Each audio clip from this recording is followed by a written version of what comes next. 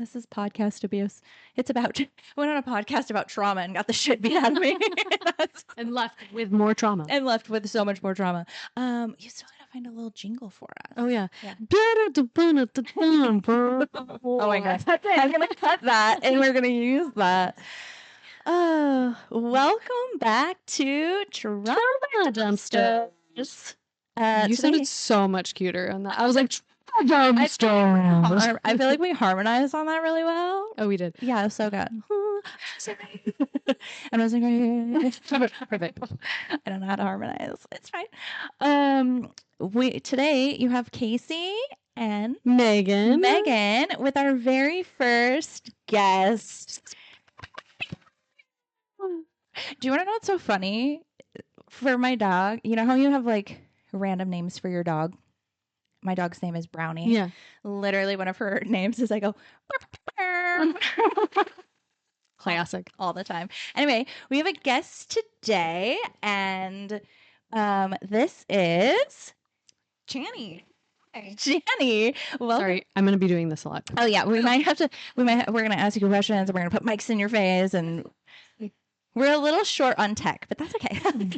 Here, we'll just short on tech. We'll have short chairs. We're gonna turn in like this. You know, we're a really professional podcast. You just got the first one. This is called the seed of shame. I was gonna say safety.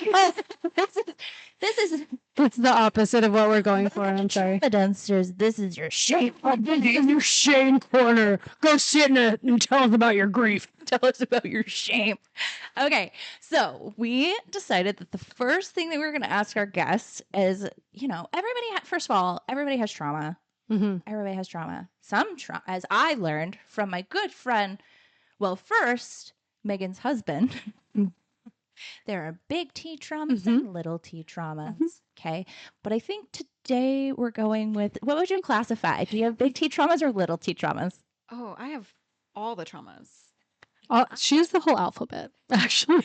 We have alphabet traumas. Okay. But first question we're asking our guests is, what would you classify your top 3 coping mechanisms? Oh, wow. That's a lot. Do you want? Interestingly enough, if first of all, like I love trauma dumping. Like I'm so excited to be here because I will talk openly about anything, mostly because I'm really at peace about all of it. And that was like a long process coming, but so now whenever I talk about my trauma, it's not upsetting. It doesn't frustrate me. Yeah. And anytime that it does get upsetting, or any kind of trauma that I've experienced that I can't just truly be at peace about, for instance, grief, when you lose a loved one, that doesn't just go away. Weird. But I deal with it in likely a very unhealthy way, and that's just avoidance. I immediately start thinking about anything else. We become best friends. I literally am just like, and move from that. Like anytime I start crying over a lost family member, I'm like, all right, well, I'm going to go do something else now. Yeah. And that's literally about it. Because not much else feels re-traumatizing to me. I don't struggle like when I think about difficult times. I don't forget about them. But thankfully I can kind of laugh about them now. It's not all that upsetting to me because I've come to terms with it. Yeah. And I love my life now. Yeah. I can relate to that for sure. I am a disassociation and stuffing it down for the current things. But you know, the thing about me is I have things in my life that are like traumas in my life that like, I don't care. Like I also am unbothered to talk to people about them, but at the root of who I am an antagonist. And one of my favorite things is to make people feel uncomfortable. And so there are certain things about my like life and childhood and all the things that just, I will say them and they make people feel the most uncomfortable. Yeah. And I use dark humor to go, oh, that should have been like number 1. Yeah, because it is dark humor. Yeah, okay. For example, Casey said her top 3 were what? It was writing thing. That's not true. I just needed something to say. Bullshit. It's bullshit. Bullshit. Dark humor. Yeah. I should have like planned it out. Yeah. Dark humor, disassociation, and my people. That's really my top 3. But I love to tell, like, I just love to say things like off the cuff that make people feel so uncomfortable. Yep. It's my favorite thing. You like to say things and then just like watch people's reactions. Like, it's a little bit. Not, it's not like that. Not like that. I'm too much of a people pleaser. I don't want to make people uncomfortable. I unintentionally do, though, because I have no filter. So I just will immediately start. And I'm very much so like, Hagrid, oh, I should not have said that. Like, I should not have said that later on. Yeah. But I know that you're Hagrid, the little Hagrid. I am a recovered people pleaser. That's also part of my trauma. And now we were just saying in our previous episode that I just say things whether they're gonna land or not. Mm-hmm. Yeah. And I'm not there yet. I'm better about setting boundaries and whatnot, but I still care a lot. You still care. I still care a lot. Yeah. I mean, I'm not a total asshole, but at the same time, we can get into that another time. But okay, Chani's top 3 coping mechanisms. Yeah, give us one. like I said, I really only have one. Oh, that's it. That's the totally one. disassociate. Like, It doesn't have to be like trauma. I mean, little t trauma. Let's say. okay, if I have a bad day, then I'm gonna definitely agree with Casey. I do rely a lot on my friends and family, but really just getting myself removed from a situation. There have been some situations where I'm like, I just need to change the scenery, and I have gotten in my car at probably wildly inappropriate times and just drove to the coast.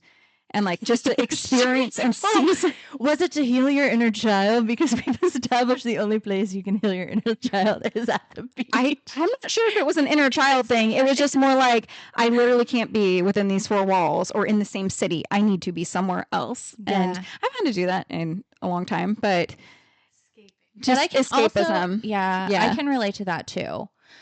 When my sister died, I had a panic attack, and then I looked at my husband and I said, I have to go. And he was like, where are you going? I was like, I don't know. I got to get in my car and I just have to like drive somewhere. And he just was like, okay, like, can you just promise me, like, if you are crying too much, can you just like pull over? And I was like, yeah. And when I drove to a really random place, I actually drove to my stepdad's work to go tell him in person that my sister was dead. And it's really ill. It was like the worst experience of my life, actually. But yeah, so I can relate to like needing to. Yeah, same. Like when my mother died, I just needed to feel anything but the emotional pain I was experiencing. Mm-hmm. And I called Megan. I actually called Megan and I was like, can you please she asked, what do you need? And I was like, grab some wine and come over and just talk to me about anything else. Yeah. Anything else so that I can get my mind off of this for a few minutes, because it's so all encompassing and I wasn't ready to fully embrace that yet. Yeah. Yeah. Megan, how does it feel to be like the person? Because the day that my sister died, I also called Megan. I was on the way back from ruining my stepdad's fucking day. Yeah. And I called Megan, and then she didn't answer because I couldn't phone call, which is fine. But she was like, "Oh, hey." So, anyways, my best friend. You're like, my sister died. You just take me back. My sister died. I was like, shit. Yeah. Oh, are you okay? I was like, I was just calling you because my sister died, and she's like, "Oh, oh my god." Texted. I texted it. Call, Oh, and that's I right. texted you and was like, hey, I just saw I missed your calls. Everything. What's up? Like, Oh, yeah. so like nonchalant, like. Blah, blah, blah. I know you just texted back. My sister died. Yeah, that's right. Or And like, then, oh, I'm fine. My sister, or I'm okay. That was it. I'm okay. My sister died. I'm like, fuck. Immediately call, and then came over. yeah, she And you came were- over. Britt was there. watching Friends. I was on the couch Oh, watching that's right. Friends. And then we moved to the Yeah. bed. Yeah. I'm curious. We're going to talk, Yeah. apparently we're going to talk about grief trauma. I'm curious, when your mom died and after you like you escaped and then you know you had that, did you have any amount of time, like for me, like I was only okay, I did a bunch of weird shit that day, I did really weird shit that day You got a massage at the mall. because my back hurt so bad. Like we're going to the mall and getting massages. My back hurt so bad, but I told, so Megan and Brittany, my podcast co-hosts, they came over. I wonder why they're your co-hosts. Exactly. Series like this. Yeah. They came over, and by the time Megan showed up, like Britt and I were just like watching Friends in silence, and Megan came over, but there was only one spot on my couch. This might be dark, but it's the only spot I sit on my couch. But it's the one spot on my couch that was the only place I could be without like having a panic attack or crying. It was the only place that I felt safe and could like disassociate. And I don't know, like, and I just had like I did in fact go to the mall to get a massage because I was like, my back hurts so bad. And I was like, people say like you store grief in your body. And I was like, this must be what it means. Did you experience anything like that?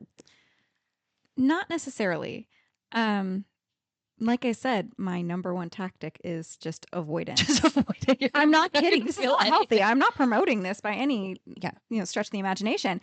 But truly, I would, anytime I would start to feel overtaken, I would just find something else to book a trip to Disneyland. I would, do anything, go anywhere, grab my kids, do whatever it took, like to just not experience that feeling. Yeah.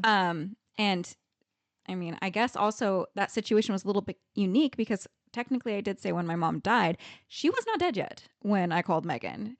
She had a stroke and she was basically brain dead, and they were trying, well, she wasn't yet, but they were trying to figure out if they could, she had an aneurysm in the hospital, this whole thing. So it was kind of a stretched out over a course of days. So, and at that point, I think even when I had called you, we didn't even know that she was brain dead. We just didn't know what was happening. We knew she had a stroke and that it was bad and she was in the hospital. But we did not know what was going to be the outcome of that. Yeah. And so then I had a few days of just trying to avoid thinking about that situation, which was really hard. Mm-hmm. Additionally, that side of my family is very complicated and they're kind of all on the spectrum. Okay. And so her husband was like not interested in going up to the hospital and not wanting to be around for any of that. And I was kind of like, once we knew that we were going to have to essentially unplug her, was like, okay, well, I want to go say my goodbyes. I want to go see my mother before she passes. Yeah.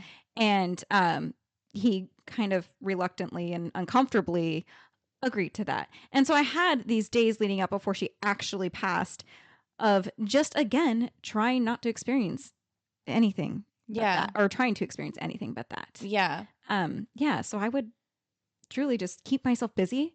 Yeah. Find things to do, talk to people, go places, even just put a movie on and try to zone into it and not think about it. And sometimes even like being in denial, like she's going to come out of this. Like, it's fine. Like, what's the big deal? It's okay. Yeah. And I imagine that like, if you are a person who does, I mean, I think that's just human nature, right? Unless somebody, like, I didn't know that my sister was dying or dead. Like, I didn't know she was dead until she was dead. Like, we're talking about muddy. That's very muddy. Yeah, that's super muddy. But it wasn't until she was 100% gone that they called me. And so I just was caught so off guard.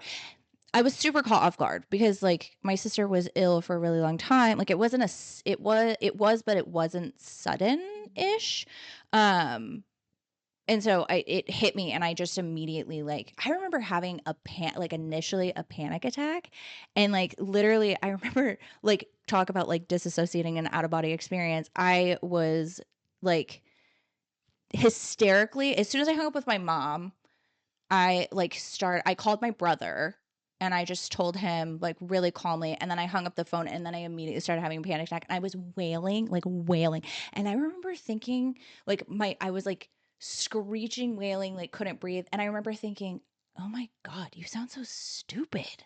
Like you have to shut the fuck up. Like you literally have to shut the fuck up like right now. Like why are like you have to calm down. It was such an out of body like weird thing. And then that's when I was like, I have to go.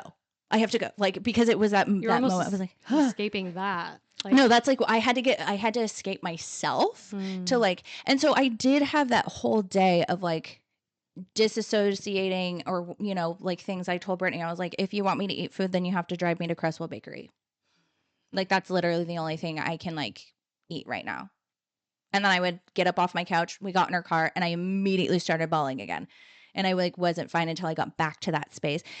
And I did that for like a few days. And then about a week later, I was like, okay, time to get back to work, time to get back to life, time to do all the things. And then I just stuffed things down for months. Yeah.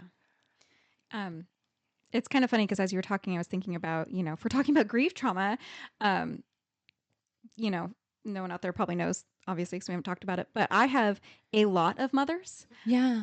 a lot. And We're like that's- opposite. Oh, I have many, many, many. And that's a long story. But the mother I'm talking about, the one that passed, was not my biological mother. She's one of my bonus moms. Oh, okay. And she passed actually a couple years after my biological mother passed.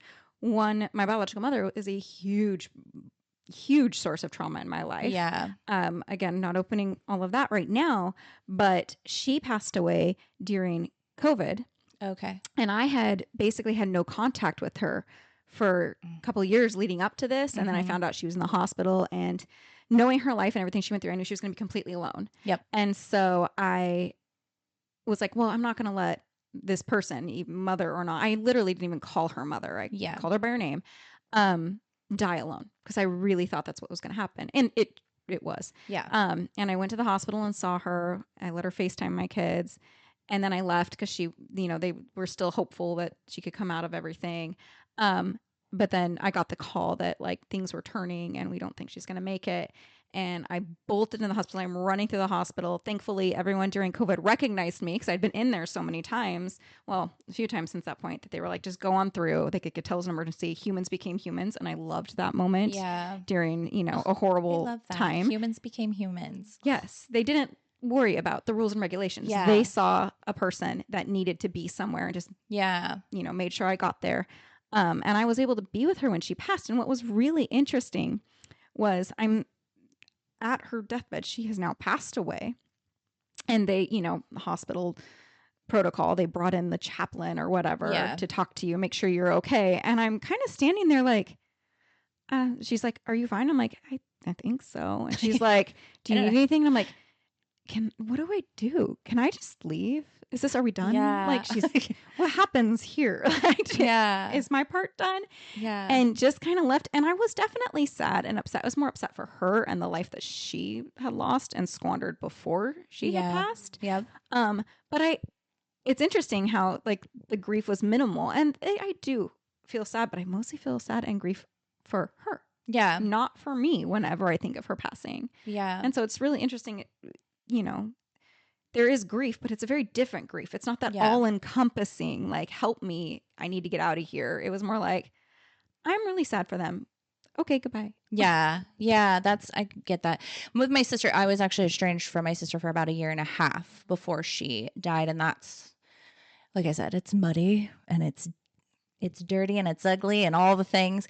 And so I think like, and I had in fact, like we knew that eventually, like we didn't know when my sister was going to die. She had a very, very, very rare disease, and like we just had no idea timeline, etc.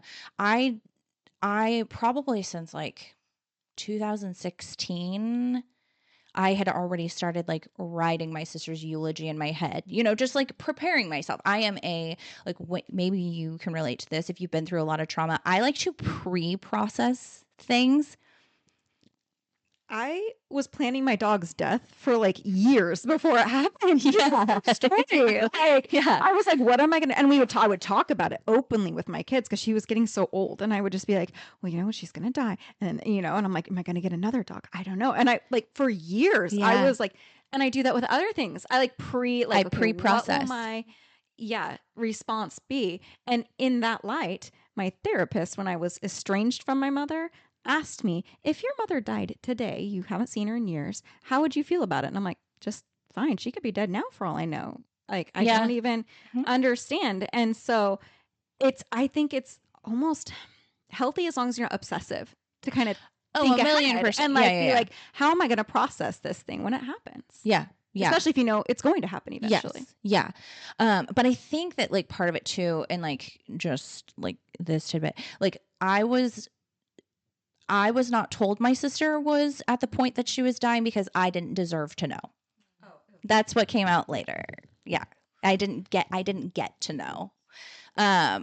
Anyway, that, like I said, it's a whole other thing. But I think that like my sister and I, we had a weird relationship. We had like our whole lives, we were, I always say sun and moon, night and day. Like she was the sun, I was the moon. We were so completely opposite, and we just kind of rubbed each other like all growing up. And we just didn't have super compatible personalities. So we weren't like the best friend kind of sisters.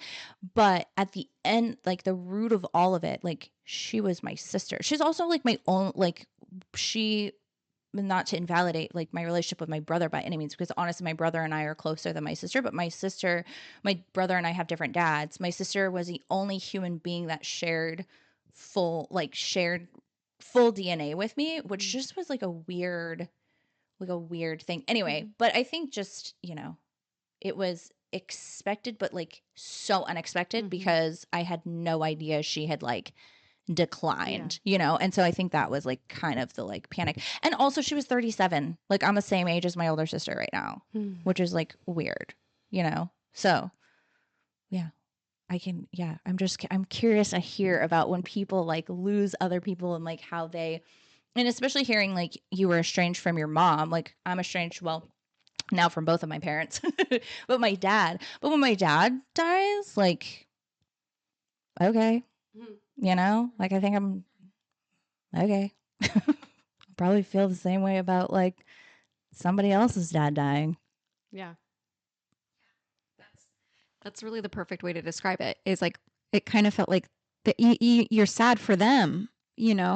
I'm sad that you lost this person you're close to, and but when it was my own mom, it was kind of like I'm kind of sad for the loss of her own life, but it wasn't. I was not sad for my loss at all. In fact, there was a small amount of relief from that because then the unknown of what is going on out there or what I should be doing. Am I doing the right thing? Those questions that you go through when you are estranged with someone were gone. And it was kind of like, that's a little bit of a relief. Yeah. Sadly, Brought not that I was closure. Yeah, I wasn't wishing her to be gone, but it almost like closed a door on a whole chapter, and that did feel good.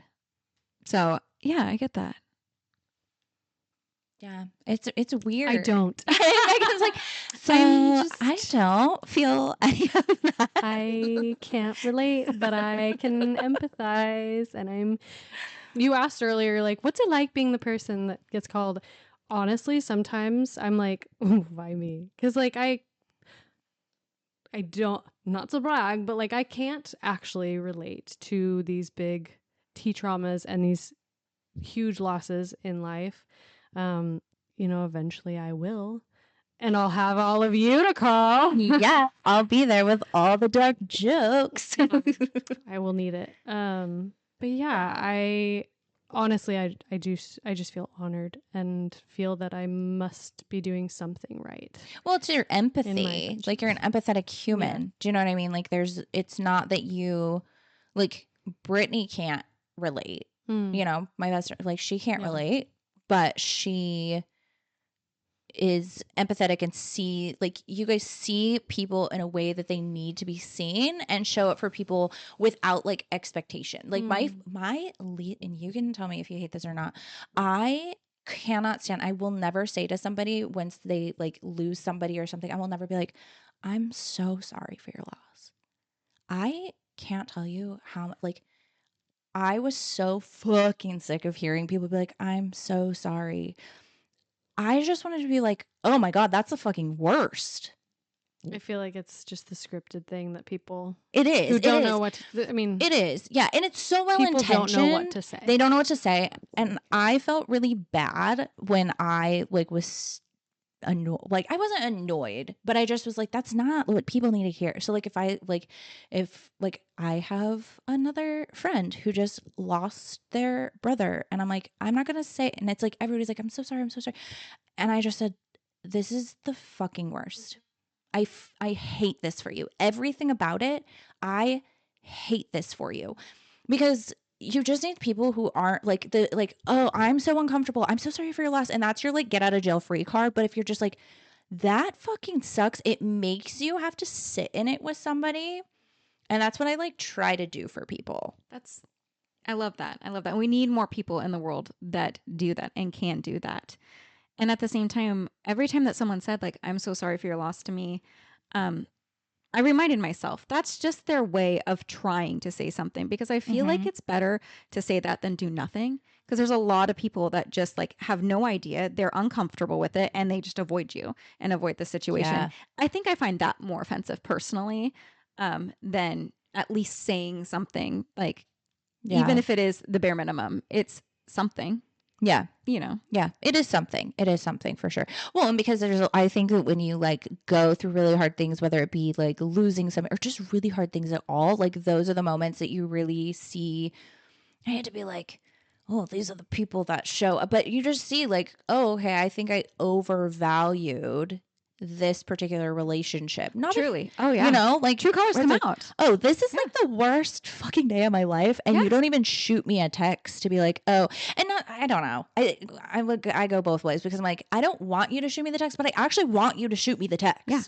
No, 100%. Even when my biological mom died, I got home. It was COVID. We were living in this crappy apartment while our house was being built. And I got home, and what was on my front porch? Oh, a clipping from Megan's great aunt's plant that is now thriving and huge in my house. I still have it. Yeah. It's a giant plant now. And a card just saying she saw me, that she knew that it fucking sucked. Yeah. And then, you know, some people that I was really close to didn't hear anything from. And then some people who I wasn't really close to, I am part of a church community here in town, and literally they all rallied. They showed up at my house with tissues, gift cards to all of our restaurants that we frequent a lot, because they're like, it's really hard when you're dealing with a passing and taking care of all the stuff. We need to make sure you're eating.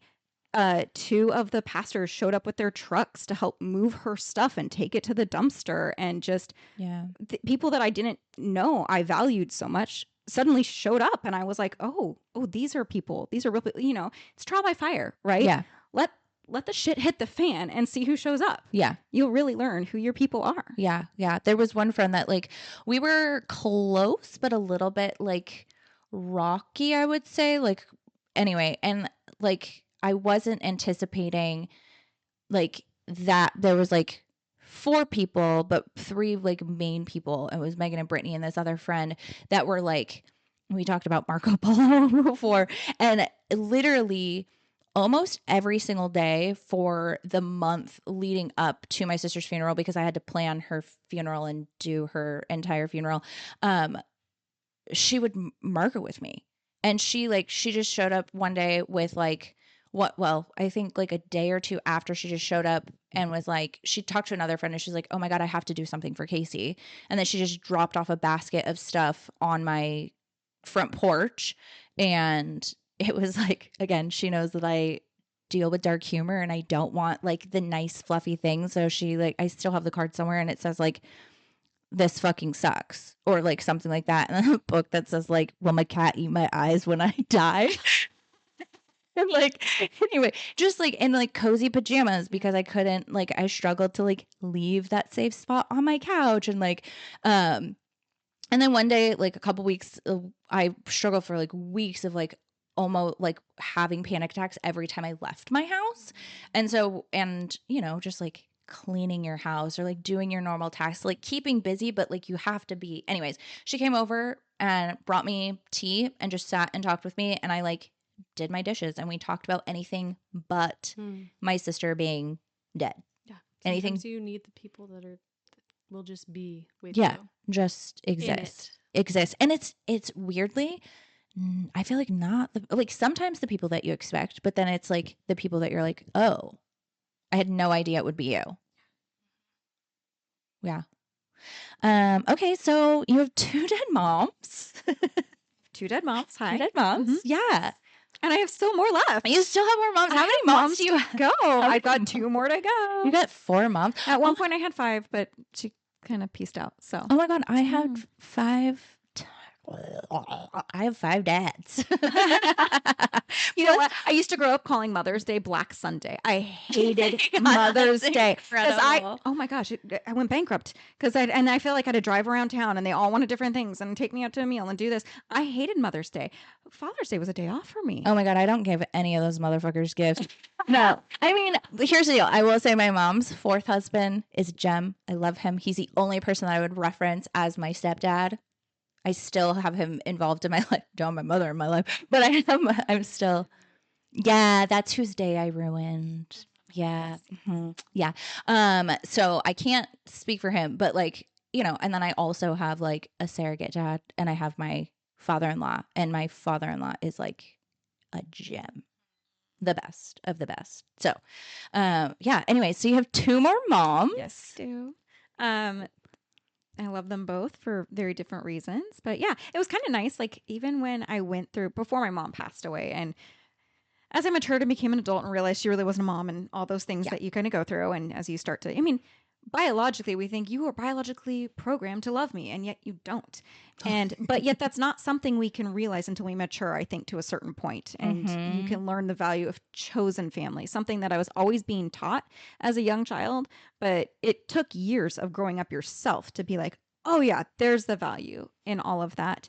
And so when she passed, and even before that, when we really became estranged and walking through all those things, I kind of felt like, that's okay. I got some spare ones. Like, I don't really need you. Like, it didn't feel like a loss not having her actively a part of my life. And there were parts of her that I loved very, very, very much. And yes, I do miss, and I see her in my life in certain ways. But it wasn't like this huge, like, gaping part of me that was suddenly because gone. I was going to say, speaking of people who show up, it's the moms in your life that have showed up that are the ones that absolutely mean the absolute most to you. Absolutely, they mean the most. What were you? Okay, I was gonna. So you have 4 moms, 1 bio mom, one bio mom, bio dad. Oh, okay. And why so many moms? Why so many moms? Well, What's your like fun little like line that you like to say to everyone? Moms, what's my opening line?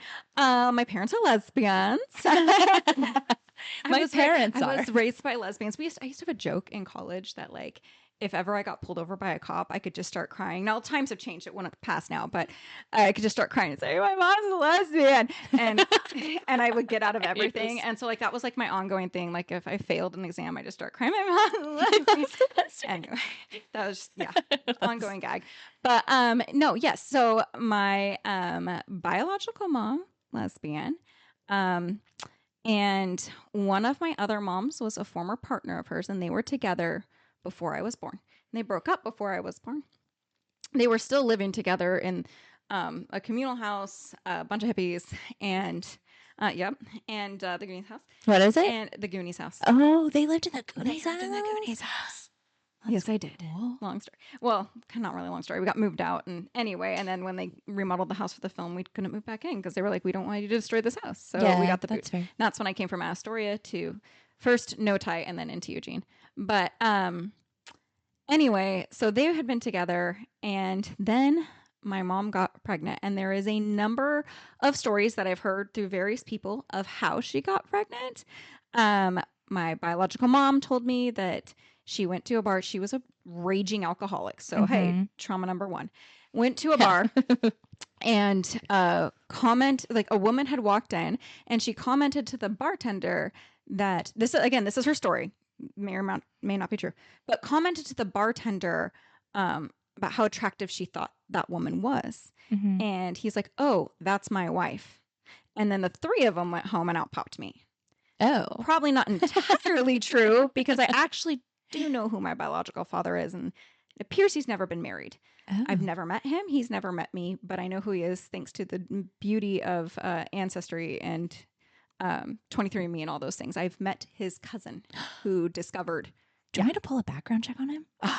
That would be really. That's like, oh my God. Actually, he has been arrested burglary. And oh my God, I can tell you all the things. I've pulled background checks on all of my mom's husbands. Let's do it. Every single one. Found out some really bad information. It's funny because actually when I met his cousin, I call him Cousin Dan, and he because he basically took on this kind of like grandfatherly like Mhm. feeling for me. Like he just was very protective of me. Yeah. And because when he figured out who was my father, Mm-hmm. and he showed me a picture, and I was like, oh my gosh, Copy paste. yeah. I mean, I Yeah. look a lot like my mom, but anything that doesn't look like mom is spitting like him, spitting Okay. image of him.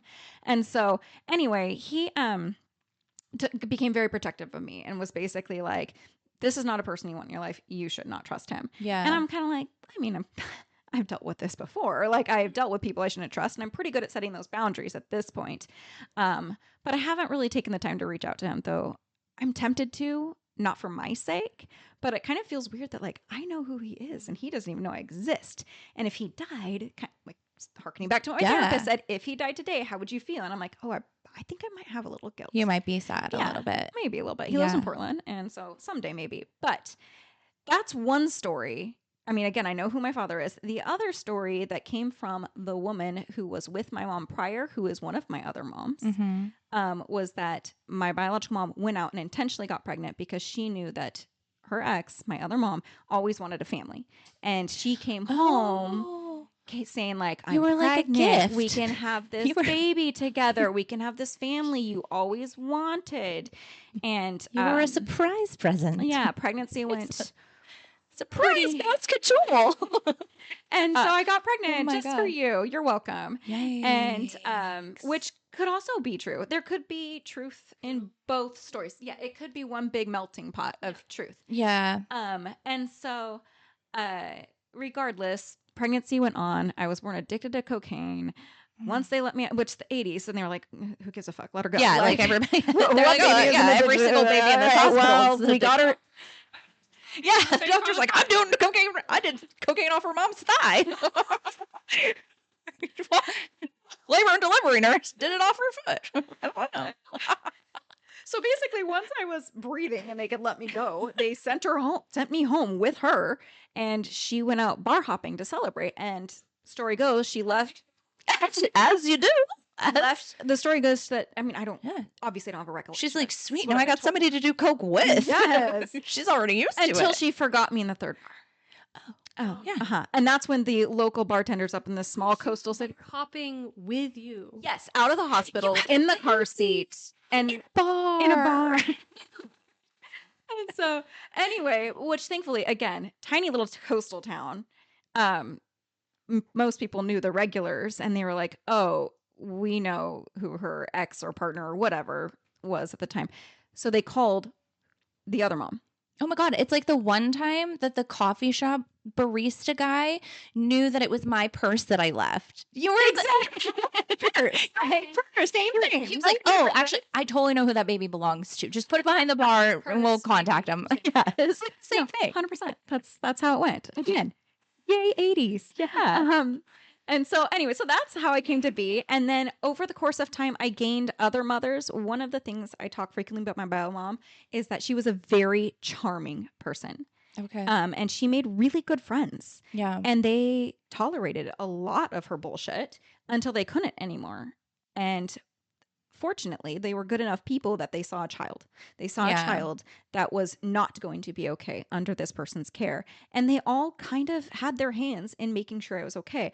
I wouldn't necessarily say they banded together. They don't all particularly get along. And Yeah. they certainly didn't when I was a kid. Yeah. But they did their parts. They stepped in their own ways at their right times and made sure I was okay. And I always knew to some degree I'd be safe because if so-and-so couldn't, so-and-so could. Yeah. I always had like a safety net of women Yeah. all around me. Yeah. All of them the best lesbians in the world. Best. And yeah, Yeah. taking care of me. And so yeah, no dads. One of those lesbian mothers eventually did marry a man. We believe she was likely bi. Just Yeah. didn't understand that she Yeah. was. And, and so I do have a stepdad out there in the world. Yeah. And two stepsisters through him.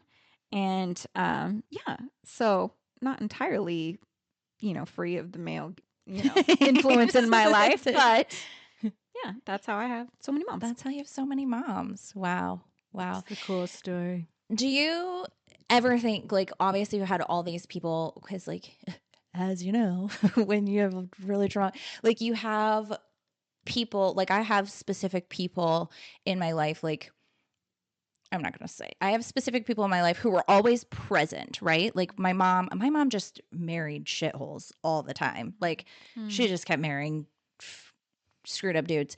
But she like my childhood was very unstable, very all over the place, and like they're always like I don't know, my grandmother and I had an aunt who were always like my aunt was always at every single one of my mom's weddings, usually made her wedding cake, like even if nobody agreed with it, like but these people were present and there's like I don't want it to sound like I love both. I'm very very close with my grandmother, and so like she's still a very pivotal person in my life, and she was the one who always kind of like rescued us. And like even when I was very very young, and my grandfather died when I was 4, but like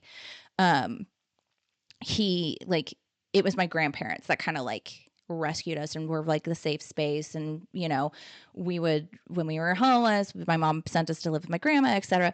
But like I just had this realization like last summer that I was like, but nobody ever just said, I'm not going to give you your kids back until you pull your head out of your ass. You know what I mean? Like, do you ever have those, have you had those moments of like, okay, like all these people showed up for me and every, like they, and for like, for me, like for my grandma, I'm like, my grandma loves me so much, like so much. She loves me so much. Growing up, she always loved me so much, but she loved my mom more, which makes sense, right? Because it's her daughter. Like you're just going to love your daughter more. But these people like saw us and they were, you know, they would help, but they still just like nobody held my mom accountable. Like nobody did. The only person that's held my mom accountable is me. That's interesting because all the way up until second grade, the other moms, other than my bio mom, kind of were in and out, kind of checking on me, making sure I was okay. I mean, doing it's wild. Well, I mean, one of them would literally bring groceries and hide them in my bedroom because if my mom found them, she would sell them for drug money to make sure I was fed. But they would dip it normal stuff, right? Nothing So nothing normal. here. It's like so normal. That's a little tea trauma, A right? little tea trauma. I'm like, whatever. Not a big deal. I was practically starving, but whatever. Anyway, they would kind of come in and out and do things like that. One of them was always making sure I went to the dentist, you know. The other one made sure I went to the doctor. And one of them kind of was in charge of my mental health. Still is, actually. and, but eventually when I hit second grade or so, yeah, it was just before second grade, the mom that was previously before I was born with my mother plucked me. And she was like, you're coming to live with me. We're done doing this. You need to be safe. And took me out of that space. And literally threatened my mother to go to a court of law and be like, you can either let her stay with me or I am going to turn you in. Good. I know who I you're love that. Yeah. We love that. Yes, we love do. That. We do. The only problem with that was she became very protective of me. And I'm so grateful for that. I don't ever want to downplay that. What she did was what needed to be done. What needed to have been done probably years prior. I did not need to be under the care of this person. Who Maybe the was second you came out addicted to cocaine. Right? Right. I don't know. She became so protective of me that eventually she got toxic. It became very toxic. Okay. And she did not let me grow up or mature in any way. And that became a whole new thing where then I went to go live with my other two moms who took turns letting me live with them. And so so people did pluck you out, which is great. Yeah. Yes, that did happen. That's good. Did you ever have a moment where you were like, oh, this isn't normal? Like, because I actually like growing up, like the chaos that was my life and my family and all the things, I didn't realize that like it wasn't like, oh, not everybody just like goes into hiding because of their mom's crazy third husband like 2 times, you know, not everybody like, you know, packs grown man shit and says, "Hey, he better be gone or I'll call the police when I get home from babysitting at 13." You know, I never knew any of that was like normal. And then I had this moment where I like went to my new high school because we were in hiding for the second time, and I got invited to sleep over with my first two friends, and they were like, "How did you even like end up here?" And so I was like, "Oh," and I just like told them the whole story. And I trauma dumped and I didn't even know what that was.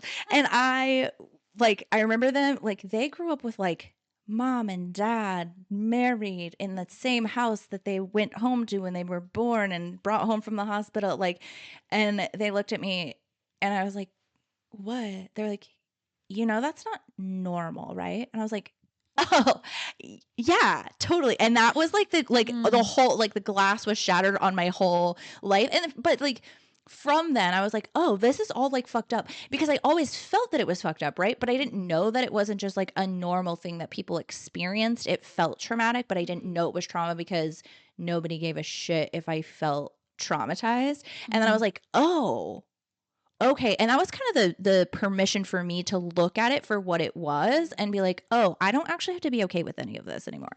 For me, it started very early in the oddest of ways. I mean, I grew up with lesbians. Yeah. I knew man. Tons of them. I literally thought women were just with women. And like Oh, when yeah. you're a kid and you don't have those urges yet, you know what I mean? Like I didn't know what my attraction was. I just thought, oh, I have like my best friends. Like that's who you grow up and marry and you love them. And like, that's what it is. So cute. So like just Disney movies. Yeah. Wait, Boys and Girls? The Prince and a Princess? Like when I was a young kid. That was kind of my first like, oh. And then, some movies that come out with mommies and daddies. Oh, okay. I mean, I had this book growing up that says, I think it was called Heather Has Two Mommies. And like, I just thought that was just normal. I did not understand or know.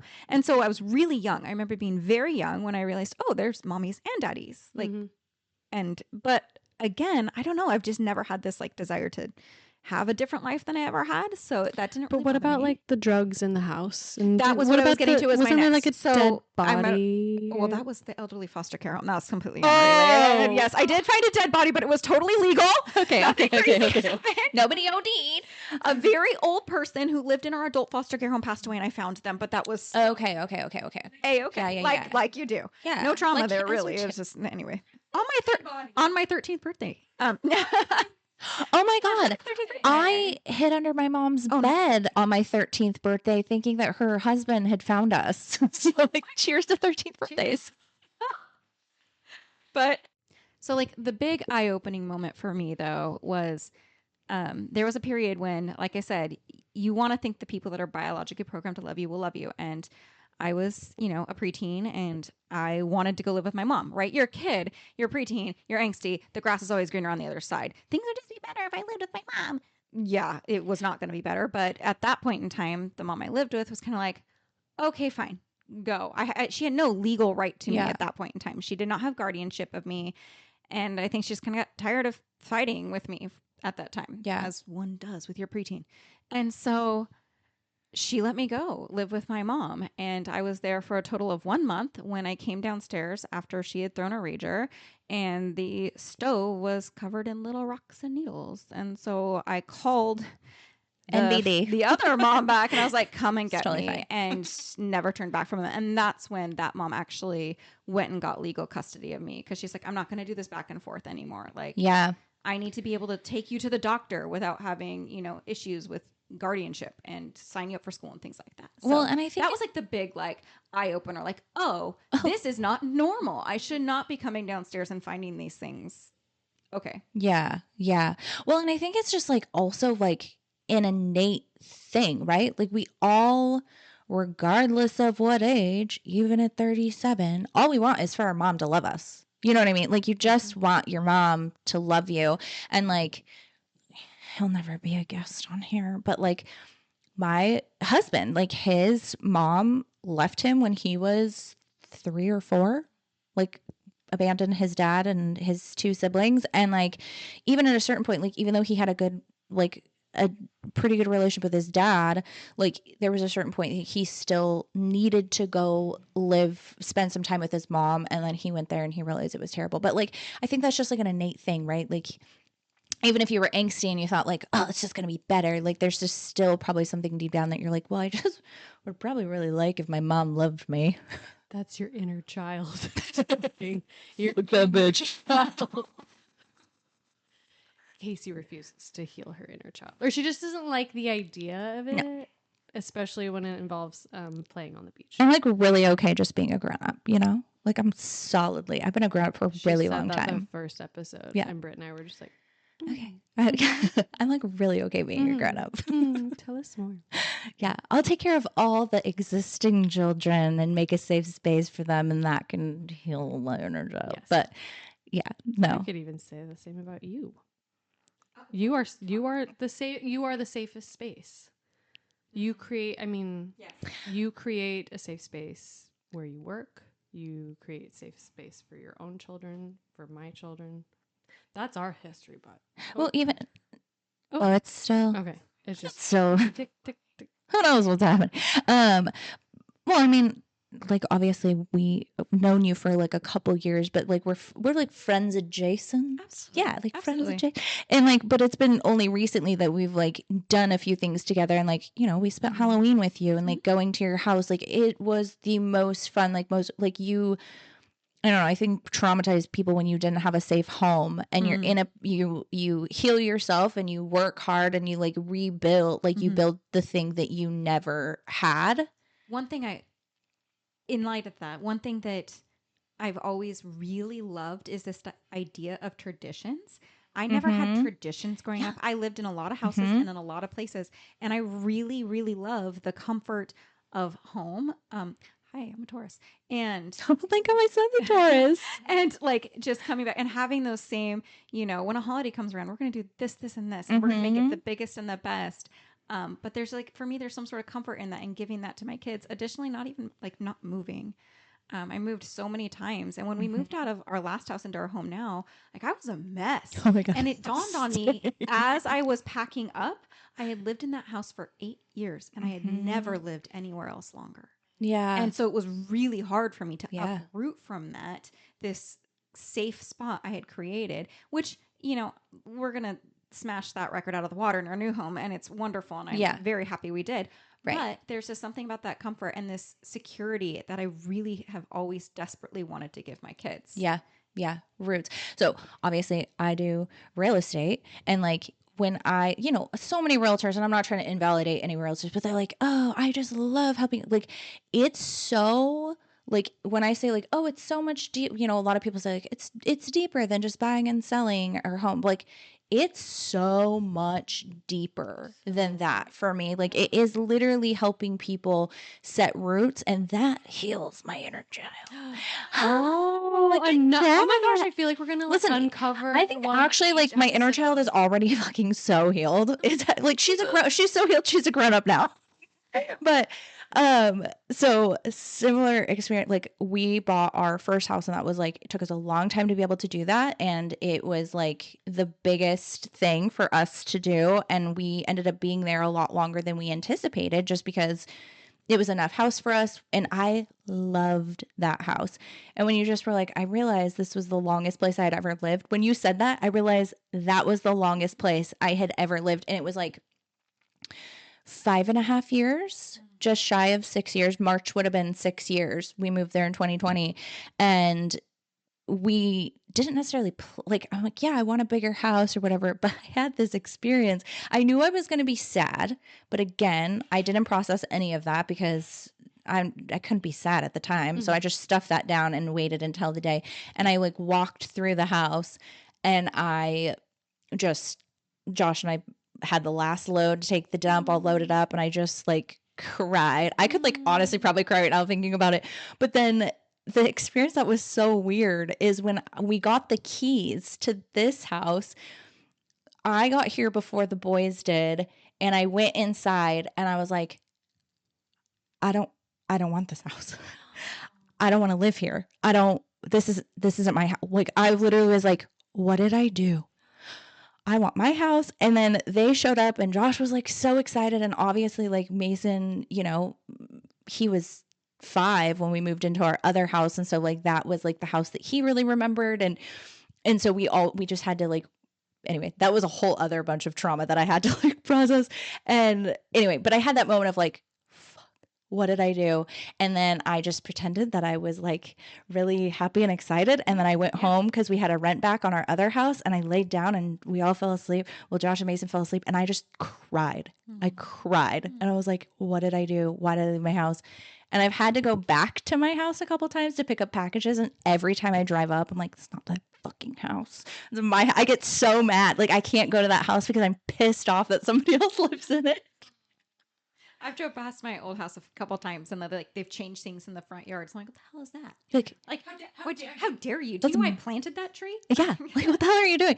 Yeah, but it's weird. It's a weird. I feel like when home is such a big deal, and it's like your first house that you create, and it's your safe space. And I think especially when, like, as you said, like, it's so important for you to create a safe space and a place of roots for your kids.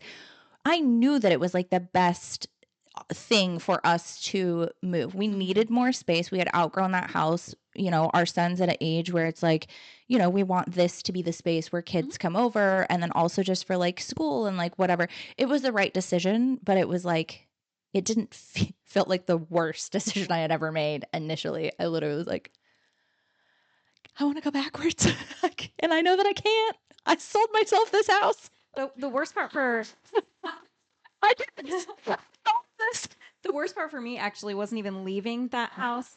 I was very excited to get into our new home, but our new home was being built, and we had to move into an apartment, supposedly for only a couple months, and then the build kept getting delayed. So we ended up being in this shithole of a place for 6 months. It was awful. We would spend every weekend. We spent almost every dime that we made off of our home sale, like leaving town every weekend, just because we didn't feel comfortable there. Like the neighbors, the whole situation was awful. So when our home was finally built and we got into it, it felt very relieving. Like we were like, oh, we're finally here. Like, I don't think I could have had even a moment of being like, this isn't my house, because I was so thankful to be anywhere except for that apartment. That was the worst. And mind you, those 6 months, that's when my mom died. Like, my remember the apartment where the plant came from. So there was a lot of bad memories there, and I was just like, get me out. That was the traumatizing experience for me. You had your miscarriage at that apartment too, right? I did, yes. Well, no. Oh, Yes? I think so. No, we were still at the house. Oh, We had sold the house, but I got to live there for months for free. I got to squat in my own home. It was the seller, or the buyer, excuse me, just a lot of transitions. let us live there. And I did. I had a miscarriage. And actually, that was the reason why we bought the new home. We bought the new home because I got pregnant unexpectedly. My husband had a vasectomy that failed. Joy. Oh, yeah. So very unexpected pregnancy. And I was like, there is no way we can bring a third child. This house is too tiny. So we started the process of selling our home, buying this new property to have a home built for us. Yeah. And literally the day that they called, that the builders accepted our offer, I miscarried. The very same day. I found out I miscarried that morning. A couple hours later, we were getting ready. We were driving out to the coast because, again, escapism, had a miscarriage. I need to get out of town. And well, we were having a bunch of work done on our house. And I'm like, I can't be around the people working on the house. I can't do this. I just need to go away. And we were getting ready to leave town. We were stopped running an errand, and I got the call from the realtor that they accepted the offer on the new house to have it built. And I couldn't help but feel like it was kismet. Yeah. That house, this house that we are building all these amazing memories, and it's our dream home, was not the gift that child gave us. Yeah. My husband and I are lazy people when we're not fixer-uppers. And I don't know if we would ever had moved without like kick in the ass. Like a pregnancy, it's a pretty big kick in the ass. Like you need to change something about your life. Yeah. And we love our home. The only difficult part about the new home for me had been imposter syndrome. I grew up so poor, and this house is lovely. It's not. Yeah, it's beautiful. It's a great home. It's do you sometimes see my wanted. face in your neighborhood? I do. Just the other day, you were hosting an open house. Yeah. Did you drive by my side? You're like, I know her. And of course, trick or treating. Yeah, and trick or treating. Yeah, your house is beautiful. I weirdly don't. I get imposter syndrome a lot. But I weirdly don't have imposter syndrome about this house. And I think, like, weirdly, I feel like I've lived here forever. Like I I don't know, but we had thought about this house or a house that was brand new construction that was actually a little less builder grade than this house that we bought. And we thought about buying that house, but I was like, I don't know. Like there's something about like this house, like the carpets were so dirty because like it just wasn't like they weren't like it wasn't like terrible, but the cat smelled like or the garage. The cat smelled like the The garage. cat smelled like the garage. No, the garage smelled like cats because there were like 4 cats in the garage that just like pissed and shit all over and like anyway, it was like really bad. But it was, I mean, it's still a nice house. It just wasn't brand new, sparkly or whatever. But I just was like, I don't know, we have to buy that one.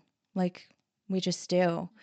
So, but then it was weird because I got in here and I was like, nope, fuck, what did I do? I don't want to. Just kidding. I take it back. Joking, prank. Yeah. But then we had our house cleaners come and we had the carpet cleaners come the next day. And like once, and then, you know, we built some furniture and we started epoxying the garage floor. And by the next day I was like, okay, I can live here. I can accept it. But it was still sad. It was still sad. But yeah. Anyway, this has been such a pleasure. I feel like we have so much more that we need to talk with you about. So we would love to have you back. But for Please. today, we're going to wrap it up. I can't tire. Sounds good. Love to. It was a pleasure. Thank you for having me. Yeah, thanks for trauma dumping. I will happily dump for you and Jump all over us anytime. anytime. Right here in the safety chair. Safety chair, the little pod. Okay, thanks so much, Chani. Thanks, Megan. Thank you, Casey. And we'll be back. Bye. Bye.